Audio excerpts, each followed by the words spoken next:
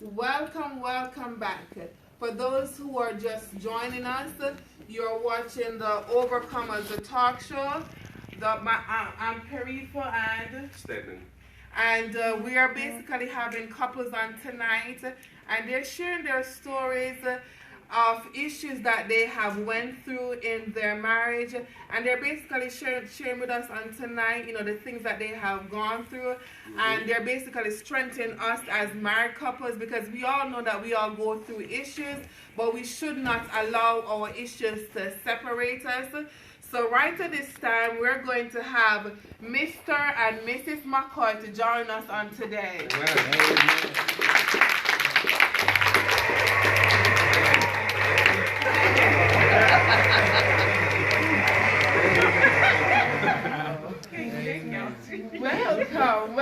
Welcome. It's a pleasure to have y'all on tonight. So how you guys doing tonight? Great. You guys? That's good. Sounds really great. Okay, Awesome. right. Amen. So do you just want to go ahead and just tell us a little bit about your relationship? Okay, I'll do that part. All right. Okay. All right, so me and Shanique has been married 4 years. Amen. This past February 10th. Amen. That's good. We met through a mutual friend, my best friend I grew up with in Maryland, where I'm from, and her and Shanique went to college together. And I ended up meeting Shanique. I used to be a big clubber, and every night me and my best friend had a relationship where if they were going out, she would, video chat me. And you might not know what that is, honey. But she would video chat me and she would show me what she's wearing. I'll show her what I'm wearing, anything like that. And so one day we were just talking and I ended up seeing Shanique in the camera, and I actually thought Shanique was gay. Yeah. Oh yeah. Yeah, she had this whole, set it off thing going on. She had the straight back cornrows, Like big now? T-shirt. Yes. Yeah, and the baggy shorts and stuff. So I was kind of trying to figure out why this girl, that like girls would be in the camera while I was trying to talk to my best friend. And long story short, next time I ended up seeing her, I started talking to my best friend, and like I said, we were heading out to the club, and someone walked past the camera.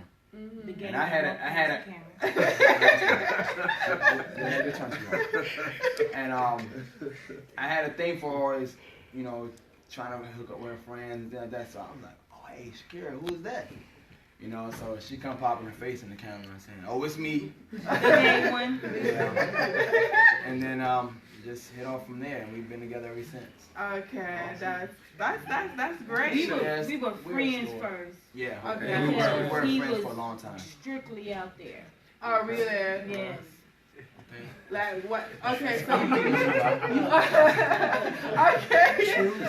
okay. So you weren't pleased with his way. So what caused the friendship to change from? Because I guess you weren't really pleased with what he was doing. So did he did he change, and then you get to be more interested with him on a more intimate level? What caused you to change that friendship? Because apparently you didn't like him from before.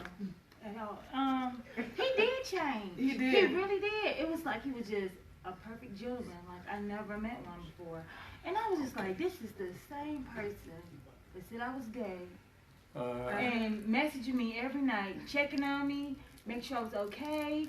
Like when he'd come see me, open the doors, he cooked. And I was like, yes. And when I went to go see him, he did. That's how it happened. Okay. And I'm like, man, I don't know him. Okay. And then, Yes. So that's basically what I See, tried that to was do. my feng shui back then. All right. Okay. I was that suave type guy. Okay. And that's how it was. I did everything I knew that she wanted me to do.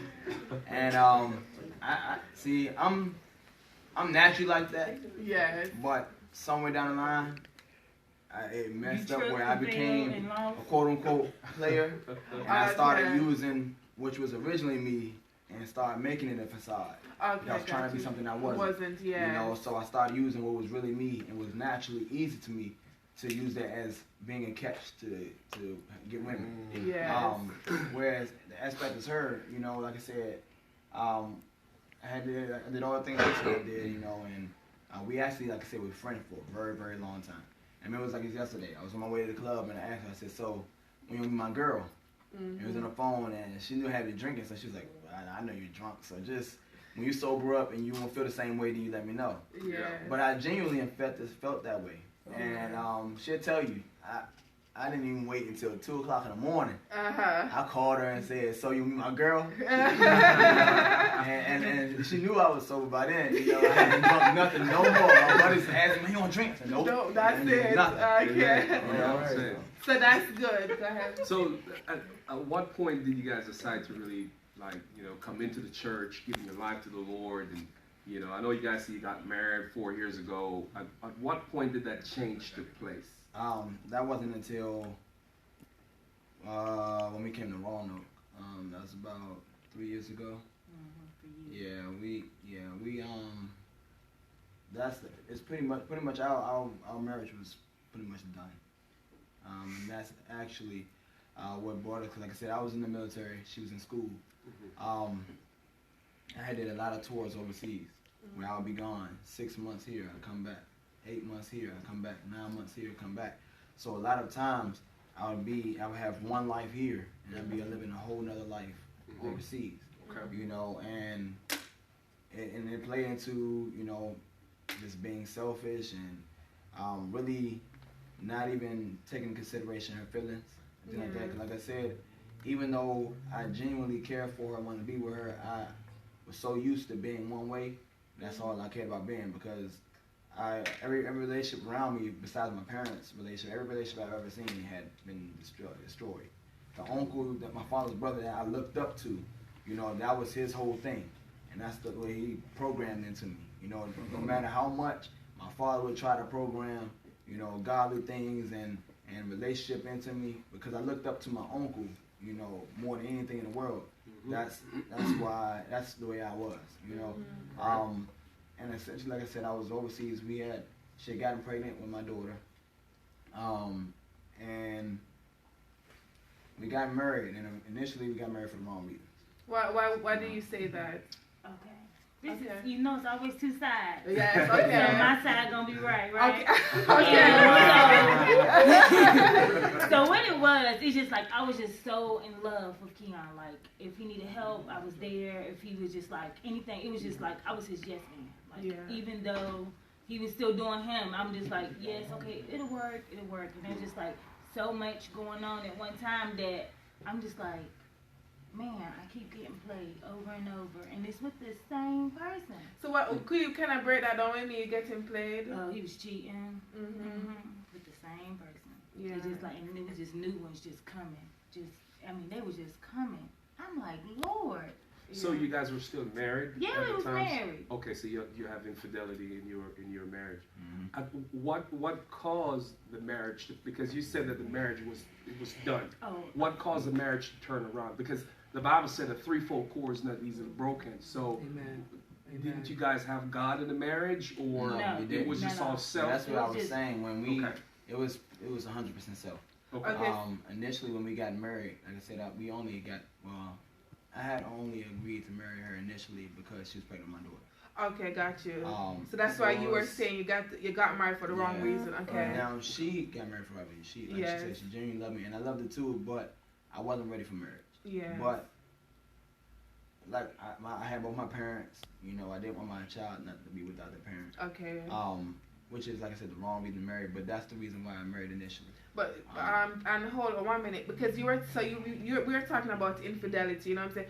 What caused you to, you know, try to be with somebody? Wasn't she not, you know, wasn't she not enough? It wasn't that she wasn't enough. It was just a play of nature. We were. Yes. But no, not so much. I mean, I'm sure that's part of me, that part of it. But I mean, it was mostly just the fact of we weren't around each other. You know, we had gotten married, and literally a month and a half after we got married, I was shipped overseas. Okay. So we had never been learned each other. We were dating, but we weren't living with each other when we were dating. Yeah. So I didn't know how to be married. Yeah. I only knew what I saw.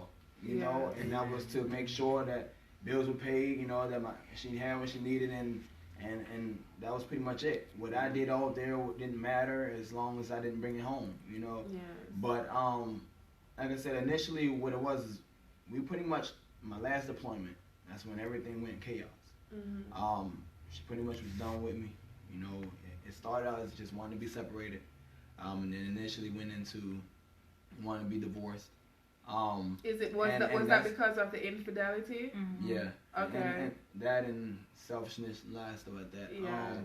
And at that point, that's when I pretty much was like, cause I grew up in the church. Yeah. So I knew God. I just was backsliding stage. You didn't have a relationship with him. Right. So that's when the light switched on for me. Yeah.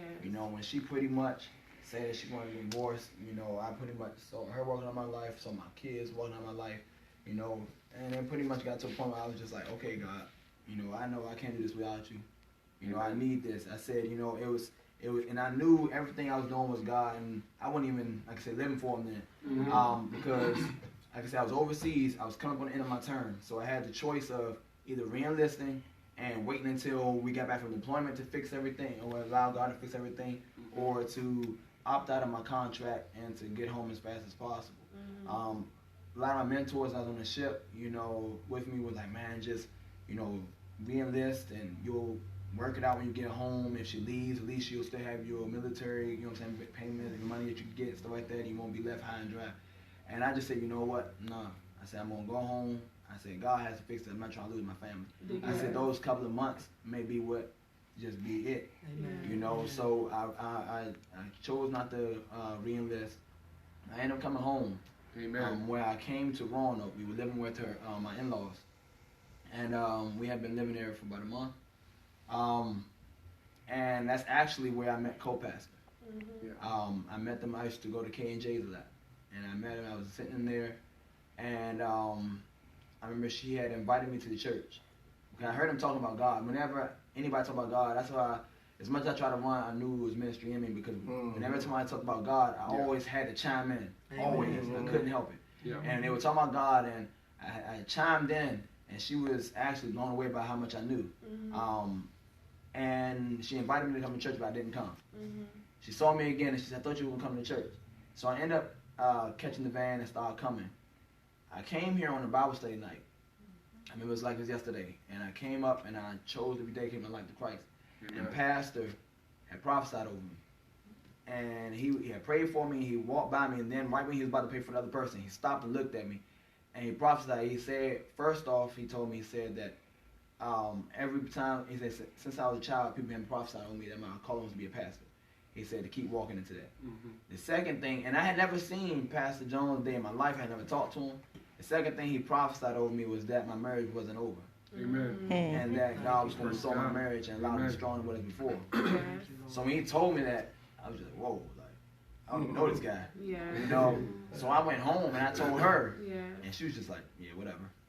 Because she wasn't raised in church. So she had no intention on wanting to go to God. So hold on. So at that point when you came back home and you told her about what your experience at church, what state was your marriage in at that time? Oh, I was still leaving. Okay, you're still leaving. Yeah, we weren't even sleeping together. Yeah. So it was like, with me, I didn't believe in God. Like, I didn't understand why he was giving, like, I'm that person Pastor talked about tithes and offering. I'm that person, because I was like, you're giving your church $200 and you don't attend it? Like, what are you doing? I need Pampers, wipes. I need all this stuff from our kid. Like, what are you doing? But then honey, I'll let you so then it's like, you giving the church $200 and you still going out and partying club and get tattoos, and you out there, you living your life, and I'm married, but I'm a single parent. And you're not helping me. So what, and I, every day, I'm like, okay, I don't care. And he used to try to, like, take my kids to church. I wasn't having it. Like, I don't know them people. Like, I don't trust them people. Like, I don't like them people. Because even when I went to church, I used to have, me and my friend, she went to church. But then I used to have a pastor used to try to hug me the wrong way. And I was just like, I'll never go to church again. Okay. So that right there just messed me all up. So Yeah. I'm just like, no. Yeah. Like, I was like, I don't believe in that. Like, I'm not walking that. Like, Yeah. just get my money back. Let me ask you this. In spite of everything that was going on, right? You know, you start seeing what caused you to turn around. Yeah, what caused the that marriage? change? Yeah, in the I marriage. came to church. So you Okay. finally got Yeah, convinced and I that sat in the something had back. something going on with him. She started changing me first. Okay. That's what brought her. Okay, that's She started great. changing me because I changed everything. Mm-hmm. I changed. I stopped smoking. I stopped drinking. Mm-hmm. That was the biggest thing, because that was the hardest thing for me. Like, her father would literally have bottles of liquor waiting for me every time I came home. And for her to see me, like, see him pull out a bottle of Hennessy for me, you know, and I turned it down. He's like, no, I don't drink anymore. Yeah, and she looked at me. What's wrong with him? Yeah. That was And like water. to see me stop smoking, you know, throw away my pack and stop smoking, you know, and that's when it started turning around. She started seeing a relationship between my stepson and seeing a relationship with, you know, me and my daughter, and just started seeing my voice itself start changing. Yeah. The way I carried myself, the way I talked started changing. And that change took place just because you start having a relationship with God, right? Because Amen. it's not because of your own No, strength. because of God. Because of the grace of I God. could've done Okay. without it. Okay, so that's good. Amen. So I know. Okay, so because there was infidelity now, because I know apart your marriage had now is turning around. Because so trust has been broken in the marriage, right? Yeah. So is the trust now regained in the marriage? Can you say you totally trust your husband now? Yes. I mean, it's not like I'm a human, so I still think about it. So if I see a female that looks cute, I'm going to be like, and he'll look just like that because he's just like, and I'm just like, that's just me. Like, No, that's not all right. Hold I on. usually look at you. and you be like, you either do this or you be like, Okay. so we can make that eye contact. But I'm just like, it's just like, I'm making sure like, okay, like I still think about it. It's not Yes. there, but I do trust my husband, but it's just like. It's not, you're just not totally, it's not totally there. So so in a case like this, because, you know, in marriage, we want to 100% have that trust in marriage. That's the key, because because when you have just like a little doubt, then that's the time the enemy will come in. So you definitely want to make sure that trust is 100% there. Now, I know this was not planned. So now, Kian, having heard that the trust is not there, and I do understand where she's coming from because of infidelity that was in the marriage, and it's very important for that trust to be rebuilt. So now, I don't know if you have ever thought about it, but what does Kian needs to do to reassure you, to reaffirm you that, you know what, honey, you know, I'm a changed man, you know what I'm saying? What can he do to rebuild that trust in the marriage? Well, he already did it. It's just that it's that I just feel like, I don't know. It's just like I want to wake up one morning and like, even though we have God in our relationship, like I do trust him. It's just like that one morning I'm like, oh God, like, you know, or if I'm feeling down on myself, I'm like, maybe, I don't know, maybe he's not into me, or like, will he do it again? And he's like, no, sweetie, I fully love you. I'm committed to you. Amen, but it's still like, I'm like, okay, I do trust him. So if anything happened, like, he'll look, he'll be like, yes, this, and he'll tell me stuff, but it's just like, okay. And at first, it was not happening. We was going together everywhere together. It wasn't happening. But now, I trust him, like going out. And if he do talk to a female, I'm not as jealous as I used to be because I trust him. Yeah.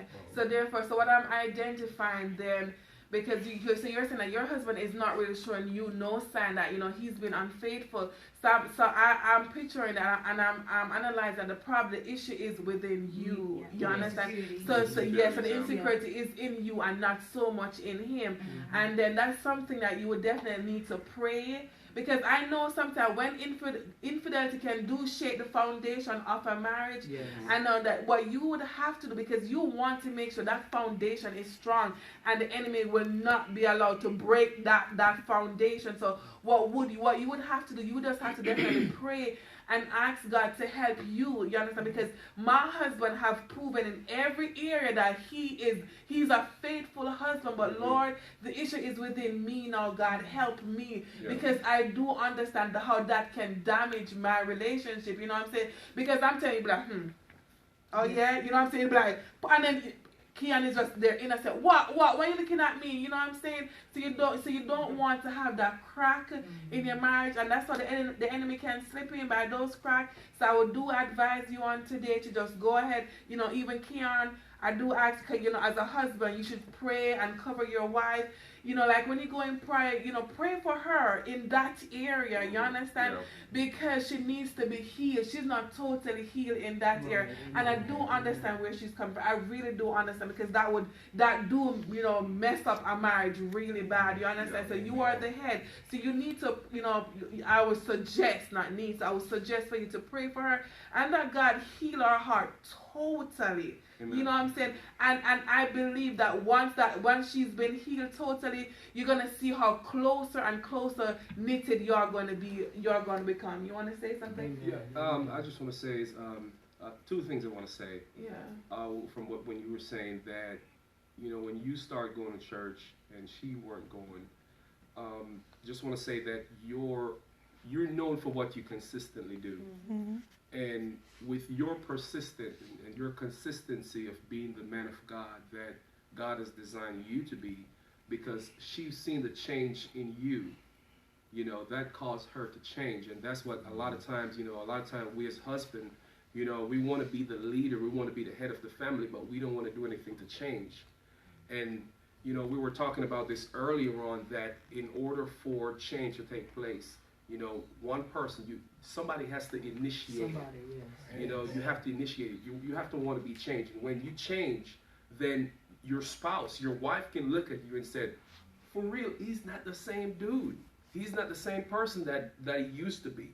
You know, so therefore, you're known for what you consistently do. So you stay consistent at what you were doing by going to church and, you know, taking the children to church. And by you doing that, she saw the change in you, and it caused her to change. Amen. Now, the next thing that I would like to say is to Shanique, I want you to speak from your heart to a spouse, a wife right now, who went through the same thing that you went through, how you dealt with it. Because the average person, the average woman, know the fact that your husband went out of the marriage, the average woman, she would have been gone. Yeah. What caused you to stay? Yes. And how can you encourage someone right now who is going through that same thing? How can you encourage them? Okay, ladies. Honestly, I really do have to give it up to God, because I was ready to go. Like, in walking with God, Jesus is hard. Like, it is. And then just to leave it with him to try to fix something that you know it's already been broken and you can't fix. It's just prayer. Talk to your husband about it, and you gotta have a clear conscience on what you're doing, how you felt about it, like why it hurt, like why did you do this to me, and you know what I've been going through. And if you talk, the more you talk about it and the more you feel comfortable talking about it, it'll start making you feel better on, like, okay, maybe I should start doing this. My husband likes to do this, or I should focus on this, and just pray and just be with yourself. Like, come once with yourself. Just be more secure in your body. Amen. Amen. Amen. Thank you. Right. Thank you so very much. much. Thank you very much. Thank you guys so much for taking the time out and being here with us. Thank y'all so much. All right. And we will be right back.